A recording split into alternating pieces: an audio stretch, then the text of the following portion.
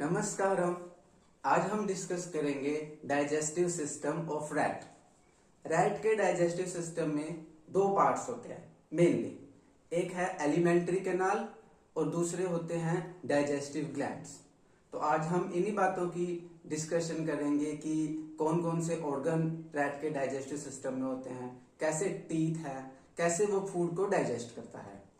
Rat का जो digestive system है वो कंप्लीट होता है, यानी माउथ से लेकर के एनस तक होता है। ठीक है, तो सबसे पहले बात करते हैं इसकी एलिमेंट्री कैनाल की।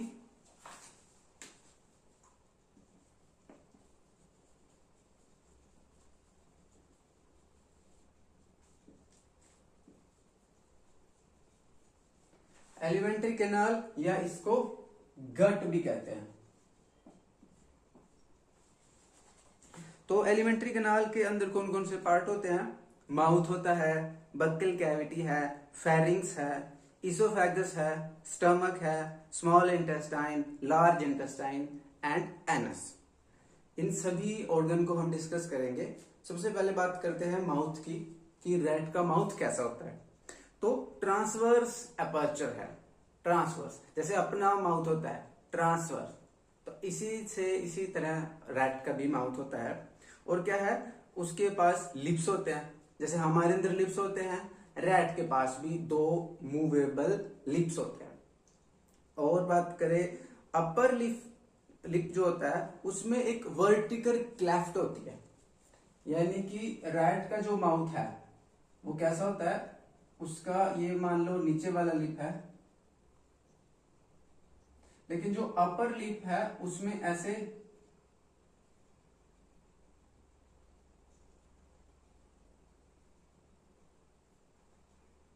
इस तरह से एक क्लेफ्ट बनी होती है, मतलब एक कट बना होता है। जैसे इंसानों का है, ह्यूमन का है, हमारा माउथ ऐसा होता है।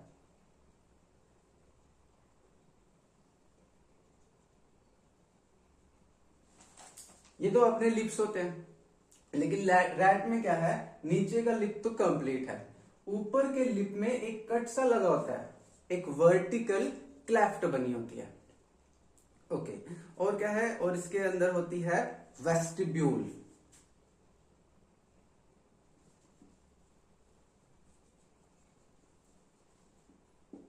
वेस्टिब्यूल क्या होती है?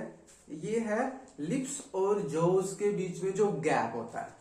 मान लो ये तो रैट के लिप है और ये उसका जो है, जबड़ा है, तो इसके बीच में जो ये वाला गैप है इसको बोलते हैं वर्टिकल क्लेफ्ट।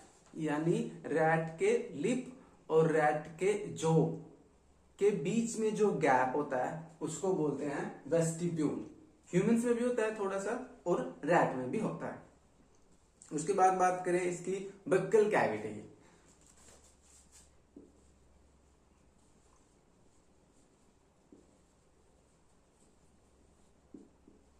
कि रैट के माउथ में बक्कल कैविटी जो है वो कैसी होती है। तो बक्कल कैविटी क्या है?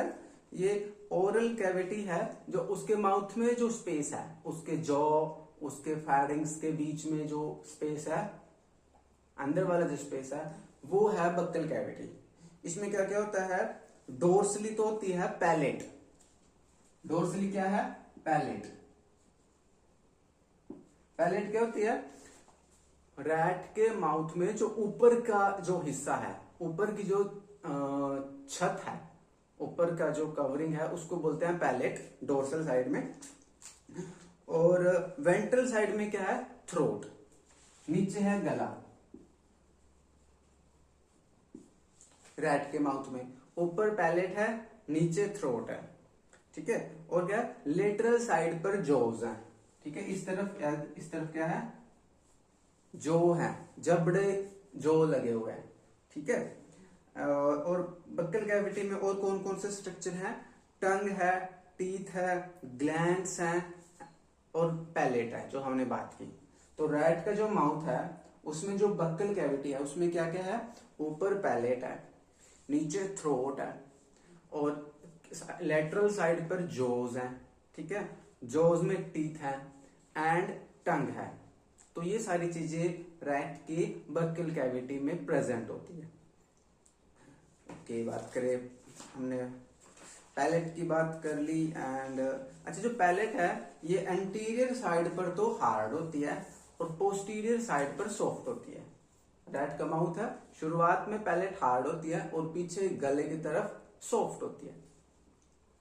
ओके, और पैलेट में पोस्टीरियर साइड पर क्या है, एक फ्लैप हैंग करता है जिसको बोलते हैं यूवला। वो ह्यूमंस में भी होता है, आपने ह्यूमंस में भी देखा होगा। कुछ एड भी आती है कई सारी टॉफियों की या किसी चीजों की कि हमारे गले में एक स्ट्रक्चर होता है जो इस तरह से अंदर ऐसे लटका होता है हमारे गले के अंदर, उसको बोलते हैं यूवला।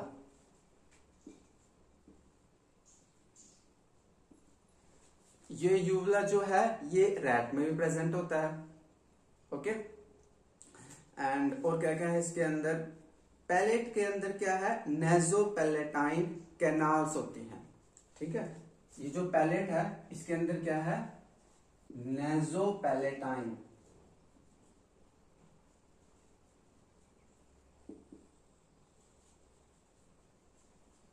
कैनाल्स पाई जाती है। यानी जो रैट के माउथ में ऊपर की तरफ दो कैनाल्स हैं, दो पोर्स हैं जो उसकी नोज तक जाते हैं, जिसको बोलते हैं नेजोपैलेटाइन कैनाल्स। ओके, उसके बाद बात करें जो रैट की टंग है, उसकी जीभ कैसी होती है। तो टंग कैसी है, फ्लैशी है एंड हाईली मस्कुलर। फ्लैशी होती है, मस्कुलर होती है। ओके, पोस्टीरियर पार्ट जो है वो अटैच्ड होता है, एंटीरियर पार्ट फ्री होता है। जैसे हमारे अंदर है, अपनी जो टंग है वो पीछे से तो अटैच होती है, आगे से फ्री होती है। रैट के केस में भी ऐसे ही है, पोस्टीरियर साइड से वो अटैच है, आगे से वो फ्री है। और पोस्टीरियर साइड से वो कौन से स्ट्रक्चर से अटैच होती है, एक सॉफ्ट सा लिगामेंट होता है जिसको बोलते हैं फ्रेनुलम।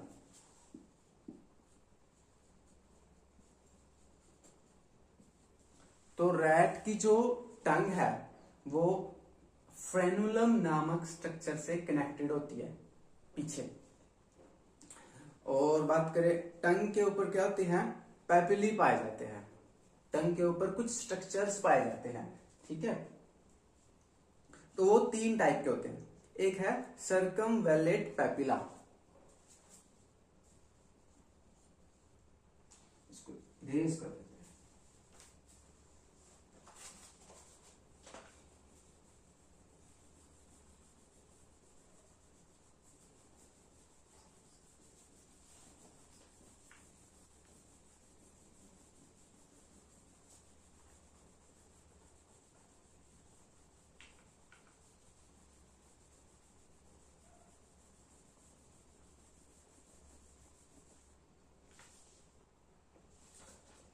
तो रैट की जो टंग है उस पे पैपिली स्ट्रक्चर्स होते हैं 3 तरह के। एक तो है सर्कमवेलेट पैपिला,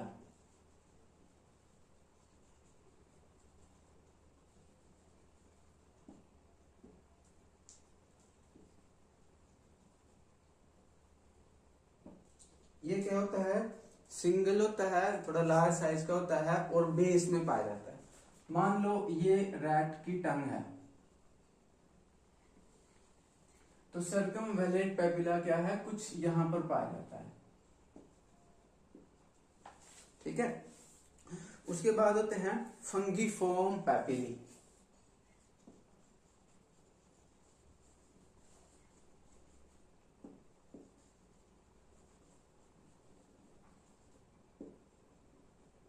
फंगीफॉर्म पैपिली ये कैसे होते हैं, काफी सारे होते हैं, मशरूम शेप के होते हैं और टिप एंड साइड्स पर पाए जाते हैं।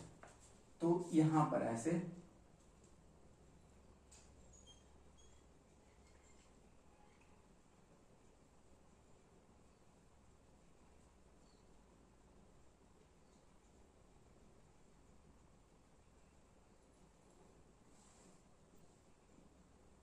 इस तरह से फंजाई शेप के, मशरूम शेप के पैपिली होते हैं जो रैट की टंग के लेटरल साइड पर और टिप पर पाए जाते हैं।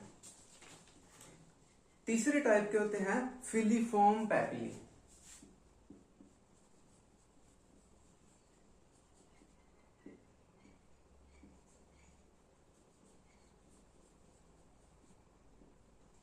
फिलीफॉर्म पैपिली ये कैसे होते हैं? ये भी काफी सारे पाए जाते हैं। स्मॉल साइज के होते हैं, कोनिकल शेप के होते हैं और पूरी टंग पर पाए जाते हैं इस तरह से।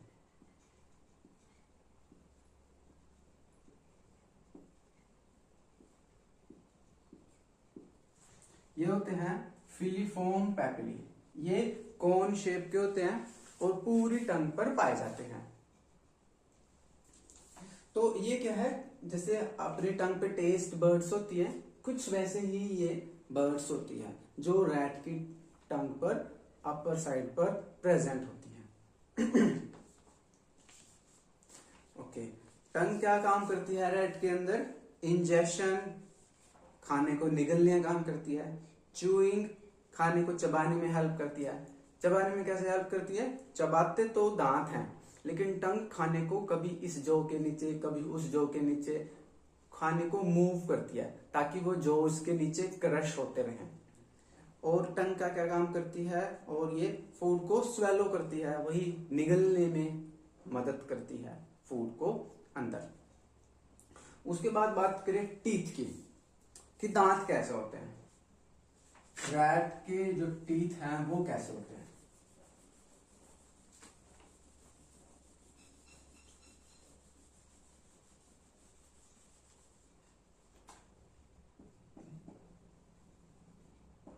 टीथ, तो टीथ कैसे हैं? रैट के अंदर जो टीथ है वो क्या काम करते हैं? कटिंग का काम करते हैं, काटते हैं फूड को या थिंग्स को। एंड ग्राइंडिंग का काम करते हैं, फूड को क्रश कर देते हैं, पीसने का काम करते हैं, ठीक है। एंड ग्नोइंग का काम करते हैं, ग्नोइंग।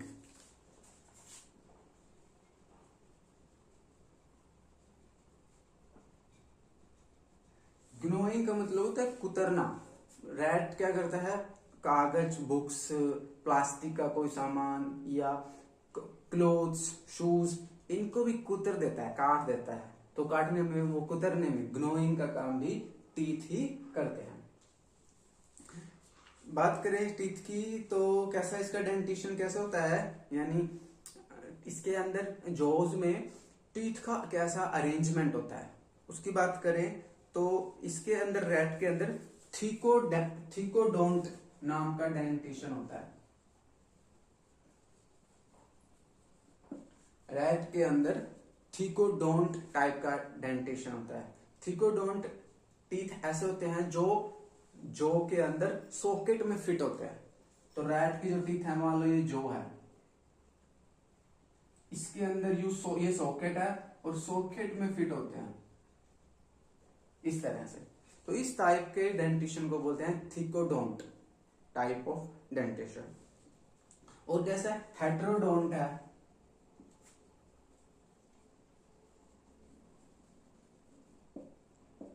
हेट्रोडोंट का मतलब होता है जब किसी एनिमल में, जॉज में डिफरेंट टाइप के टीथ हों, अलग अलग शेप के, अलग अलग साइज के, उस टाइप को बोलते हैं हेट्रोडोंट, हेट्रोडोंटस कंडीशन। जैसे हमारे अंदर ही अलग अलग टाइप के टीथ होते हैं, रैट के अंदर भी अलग अलग टाइप के हैं टीथ। अब हम देखेंगे कितने टाइप के हैं। और होती है इसमें डाइफायोडोंट कंडीशन।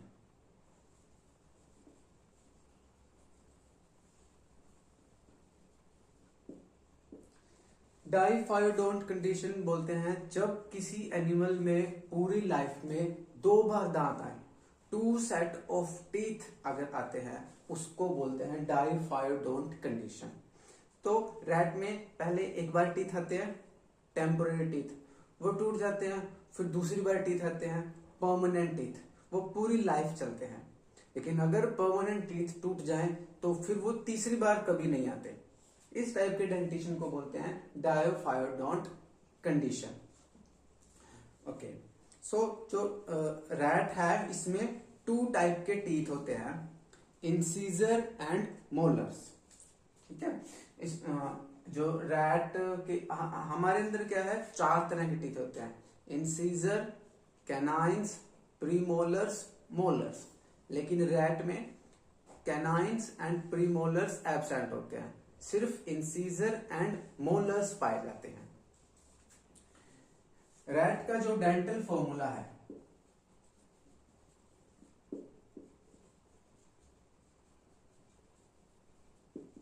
वो है 1003 डिवाइड बाय 1003। 1 जो है ये तो है इंसीजर, ठीक है, ये 0 है, ये है कैनाइंस के लिए, कैनाइंस एब्सेंट है। फिर ये 0 है प्रीमोलर के लिए, प्रीमोलर एब्सेंट है। फिर ये 3 है मोलर्स के लिए। तो रैट के अंदर कैसे, मान लो अगर हम रैट की बात करें तो ये सपोज उसका जो है, ये अपर जो है, ये लोअर जो है, तो इसके अंदर एक इंसीजर यहां पर, फिर कैनाइन एब्सेंट, प्रीमोलर एब्सेंट, फिर 3 मोलर्स। उसी तरह इस तरफ भी एक इंसीजर, फिर कैनाइन और प्रीमोलर एब्सेंट, फिर मोलर मोलर मोलर। तो ये रैट का अपर जो है। सेम इसी तरह से लोअर जो होता है, incisor incisor, molar molar molar, molar molar molar and incisor. तो रैट के अंदर कितने टीथ होते हैं, 4 और 4 8, 8 और 8 16, टोटल 16 दांत रैट में पाए जाते हैं। ह्यूमन में 32 टीथ प्रेजेंट होते हैं, बट रैट में 16 टीथ प्रेजेंट होते हैं। ये जो गैप है, जो कैनाइन एंड प्रीमोलर की एब्सेंस के कारण जो ये गैप बनता है, इसे कहते हैं डायास्टीमा।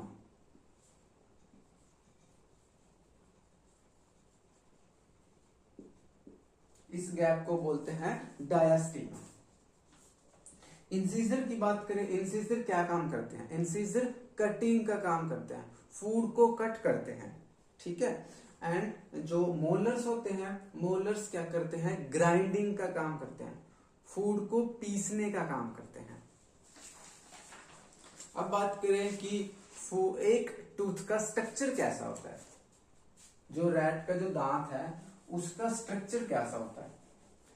तो रैट का जो टीथ है उसका स्ट्रक्चर ह्यूमन के टीथ से मैच करता है, सिमिलर होता है। जैसे ह्यूमन के भी व्हाइट टीथ होते हैं, रैट के भी व्हाइट टीथ होते हैं।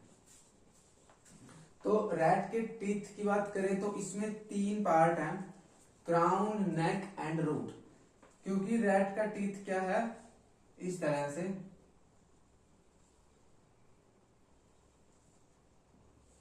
सॉकेट में होता है, सॉकेट में। तो ये क्या है, बोन है। बोन के अंदर टीथ होता है।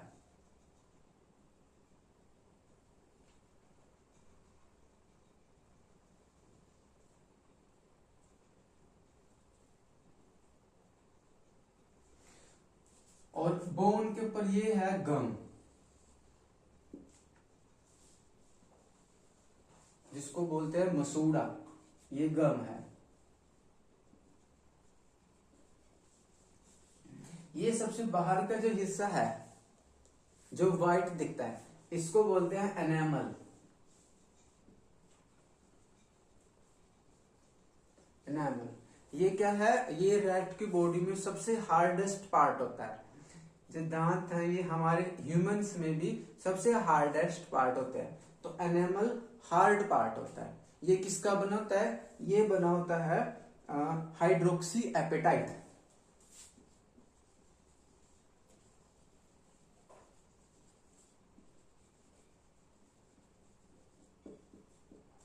तो जो एनेमल है ये हाइड्रोक्सी एपेटाइट का बना होता है। इसका केमिकल फॉर्मूला होता है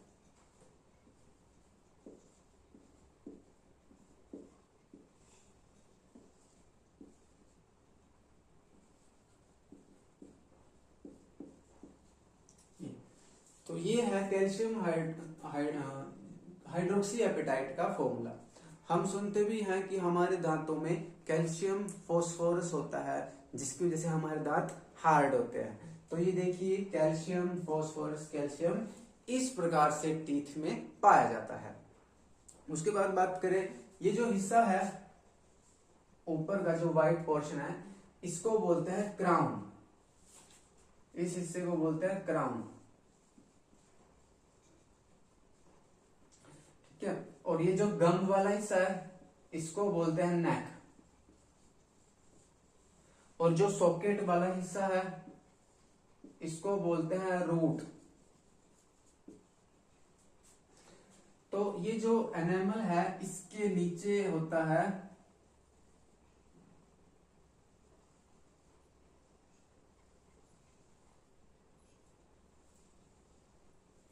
ये पोर्शन,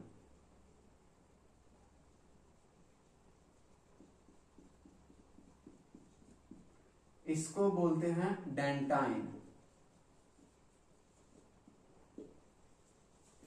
डेंटाइन के अंदर सबसे इंटरनल पार्ट होता है, इसको बोलते हैं पल्प। जो पल्प है, इसके अंदर ब्लड एंड नर्वस सिस्टम की सप्लाई होती है।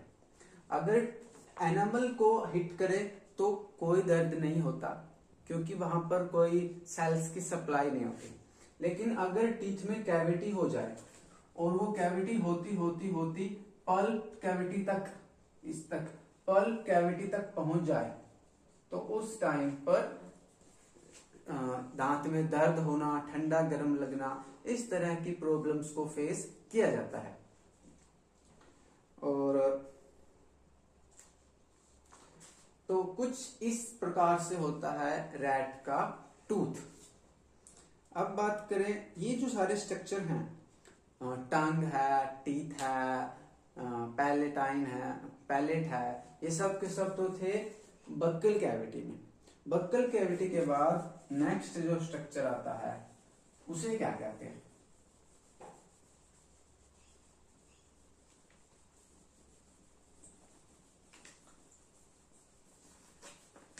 नेक्स्ट स्ट्रक्चर को कहते हैं फेरिंग्स, यानी गले वाला हिस्सा जो गला बनाता है।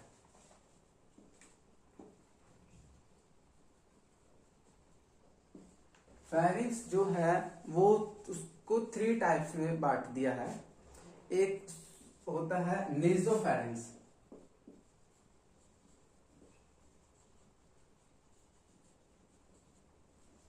एक होता है ओरोफेरिंग्स,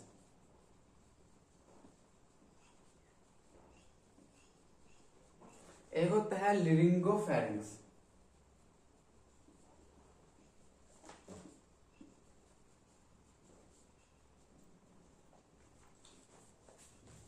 इसमें इंक खत्म हो गई है, तो पहले मैं इंक डाल देता हूं।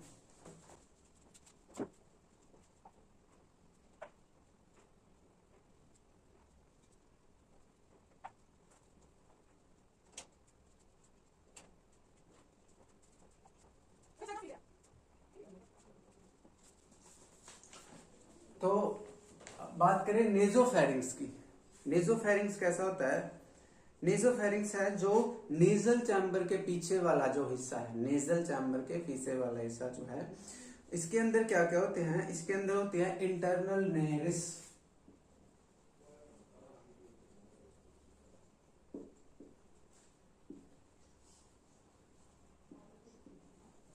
इंटरनल नेरिस क्या है? जो रैट की नोज है, वो अंदर जो खुलती है फेरिंग्स में, उन पोर्स को बोलते हैं इंटरनल नेरिस। इसके अलावा यहां पर होते हैं यूस्टेचियन कैनाल।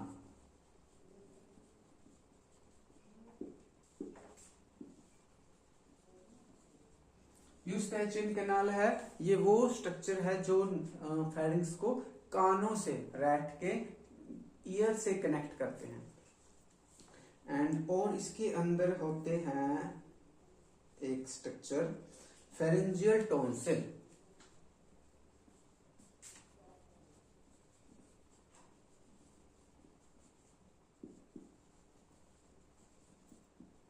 फेरेंजियल टॉन्सिल क्या है? ये मान लो फेरिंग्स है, गला है, तो इसके साइडों में दो स्ट्रक्चर होते हैं जिनको बोलते हैं फेरेंजियल टॉन्सिल। ये लिम्फोइड स्ट्रक्चर होते हैं जो इम्यूनिटी में रोल प्ले करते हैं। फूड के साथ जो पैथोजेनिक माइक्रो ऑर्गेनिजम्स एंटर कर जाते हैं उनको ये ट्रैप करते हैं और इम्यूनिटी में अपना पार्ट प्ले करते हैं। उसके बाद बात करें ओरोफेरिंक्स की। ओरोफेरिंक्स है जो बक्कल कैविटी के पीछे होता है जहां से खाना क्रॉस करता है। तीसरा है लिरिंगोफेरिंक्स। लिरिंगोफेरिंक्स सबसे लोएस्ट पोर्शन है, वहां पर दो पोर्स पाए जाते हैं, एक को बोलते हैं ग्लोटिस। ग्लोटिस जो होल है, स्लिट लाइक जो स्ट्रक्चर है ग्लोटिस, इसके ऊपर एक स्ट्रक्चर होता है ढक्कन लाइक स्ट्रक्चर जिसको बोलते हैं एपिग्लोटिस।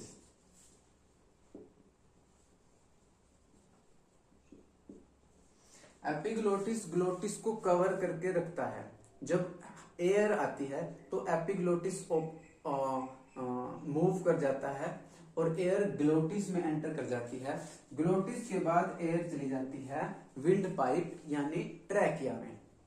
ग्लोटिस के साथ ही यहाँ पर एक स्ट्रक्चर होता है जिसको बोलते हैं गलेट। गलेट जो स्ट्रक्चर है यहाँ से फूड एंटर करता है और फूड चले जाता है फूड पाइप यानी ईसोफेगस में।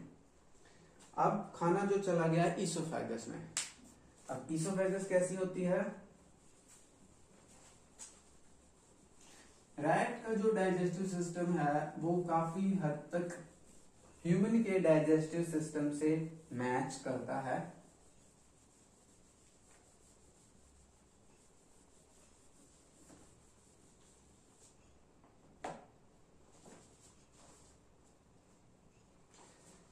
सो नेक्स्ट जो स्ट्रक्चर है वो है oesophagus.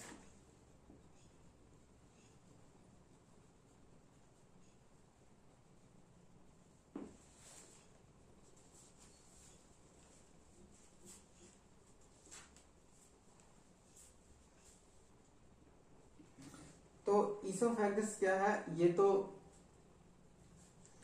Long narrow straight tube है। ठीक है, ईसोफेगस तो क्या है? लॉन्ग नैरो स्ट्रेट ट्यूब है, ट्यूब लाइक स्ट्रक्चर है, इसको कहते हैं ईसोफेगस।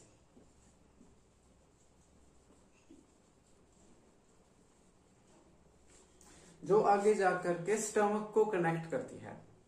स्टमक कैसा होता है? स्टमक है मोस्ट डिस्टेंसिबल पार्ट। डिस्टेंसिबल का मतलब होता है जो स्टमक के अंदर, स्टमक का साइज होता है, स्टमक में जैसे ही खाना एंटर करता है स्टमक का साइज बड़ा हो जाता है। इसी चीज को बोलते हैं डिस्टेंसिबल प्रॉपर्टी। तो खाना खाने के बाद रैट का जो स्टमक है थोड़ा मोटा हो जाता है, खाना खा लिया स्टमक छोटा हो जाता है। स्टमक जो है वो कैसा है? थिक मस्कुलर जे शेप्ड का ऑर्गन होता है जो बॉडी के लेफ्ट साइड में पाया जाता है।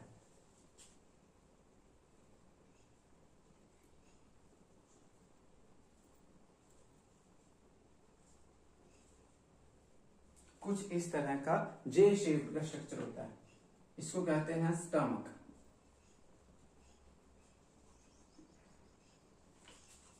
स्टमक के बाद बात करें, अच्छा जो स्टमक है ये एक मीजेंट्री से कनेक्टेड होता है, उस मीजेंट्री का नाम है मीजोगैस्टर।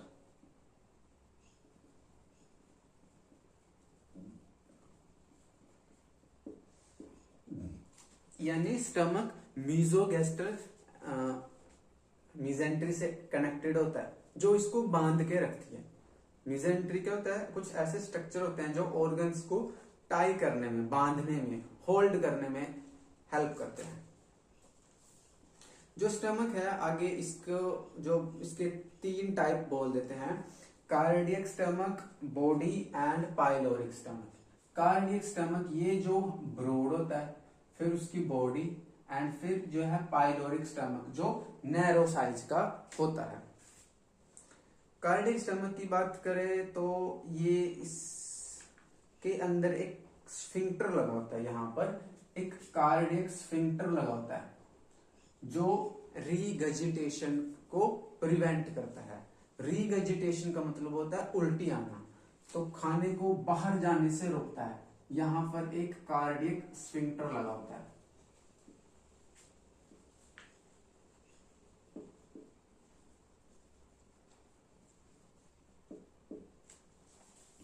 उसके बाद बात करें बॉडी। बॉडी क्या है, ये मिडिल पार्ट है स्टमक का। उसके बाद आता है पाइलोरिक स्टमक, जो नैरो पोर्शन है स्टमक का। पाइलोरिक स्टमक के अंदर भी एक स्फिंक्टर लगा होता है यहां पर, जिसको बोलते हैं पाइलोरिक स्फिंक्टर।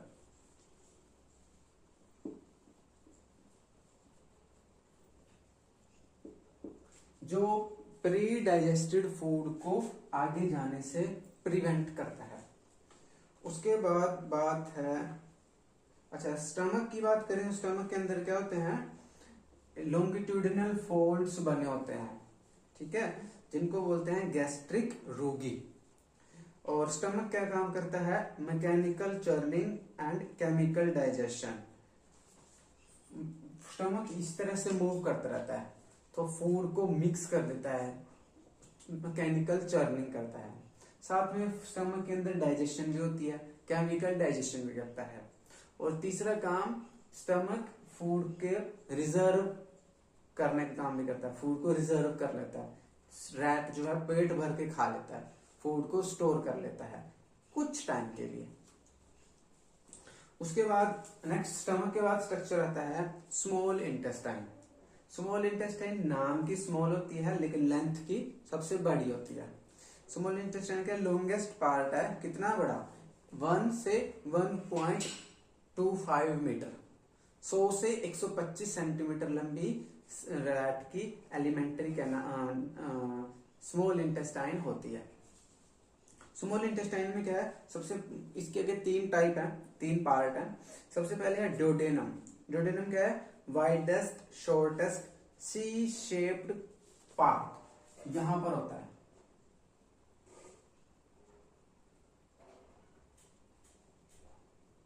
इसको बोलते हैं डोडेनम।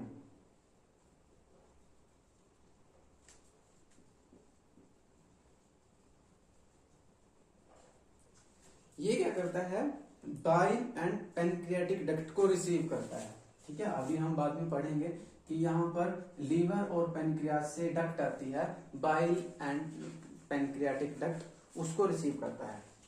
उसके बाद है मिडिल पोर्शन जेजुनम, और ये क्या है, कॉइल्ड पोर्शन है।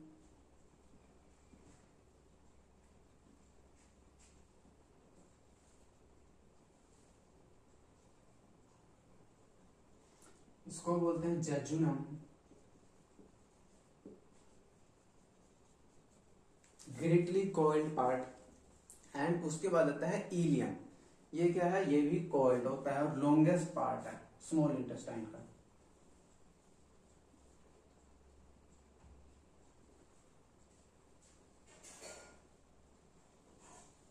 इसको बोलते हैं इलियम।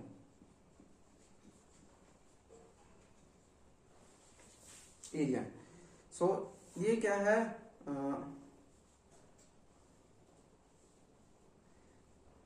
स्मॉल इंटेस्टाइन में क्या होते हैं, लगभग 1 मिलियन फिंगर लाइक स्ट्रक्चर पाई जाती हैं, जिनको बोलते हैं विलाई, ठीक है। विलाई क्या करती है, विलाई के ऊपर और भी छोटे छोटे स्ट्रक्चर होते हैं, जिनको बोलते हैं माइक्रोविलाई।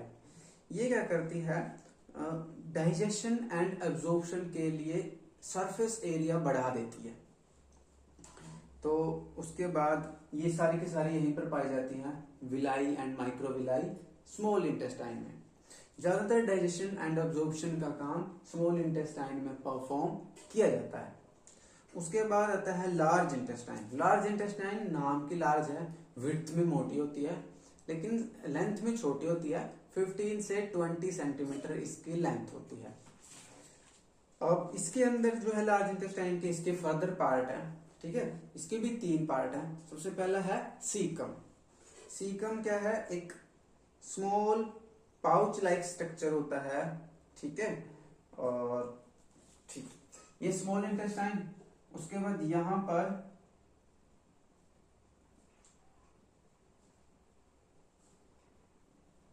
ये है सीकम। सीकम के बाद लास्ट में आती है यहां पर एक स्ट्रक्चर, ये है सीकम।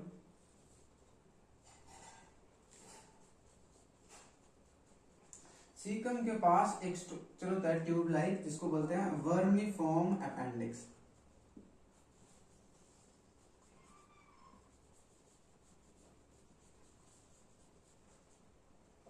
सीकम और वर्मिफॉर्म अपेंडिक्स ये अब वेस्टिजियल ऑर्गन है, यानी पहले ये शायद फंक्शनल था और सेलुलोज डाइजेशन में हेल्प किया करता था, लेकिन अभी इसका जो फंक्शन है, साइंटिस्ट बताते हैं कि अभी इसका कोई खास फंक्शन देखने में नहीं आता है, सेलुलोज डाइजेशन में ये अब नहीं करता है।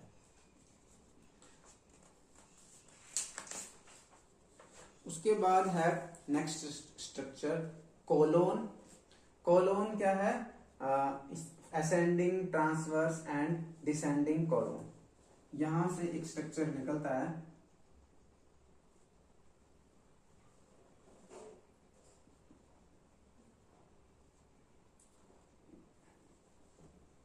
इसको दूसरे कलर से दिखाते हैं।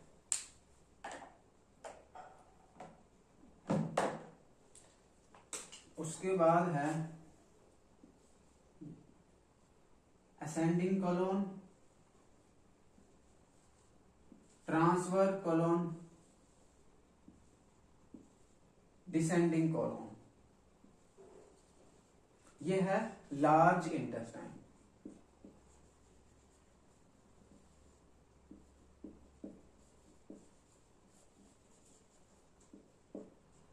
ये है लार्ज इंटेस्टाइन। लार्ज इंटेस्टाइन में क्या होता है, डाइजेशन का काम नहीं होता, कुछ वाटर एब्जॉर्प्शन का काम होता है, कुछ मिनरल्स एंड सॉल्ट, सोडियम वगैरह ये सब एब्जॉर्ब किए जाते हैं। यहाँ पर जो अनडाइजेस्टेड मटेरियल यहाँ पर पहुंचता है उसको बोलते हैं फीसिस। फीसिस यानी पोटी यानी टट्टी। उसके बाद आता है रिएक्टम,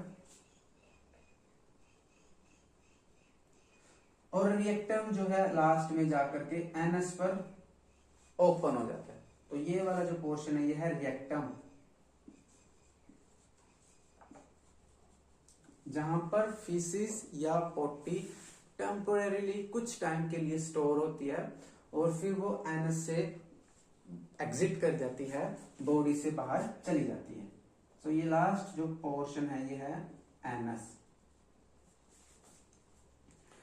तो ये था रैट का डाइजेस्टिव सिस्टम का फर्स्ट पार्ट, यानी कि एलिमेंट्री कैनाल यानी कि गट।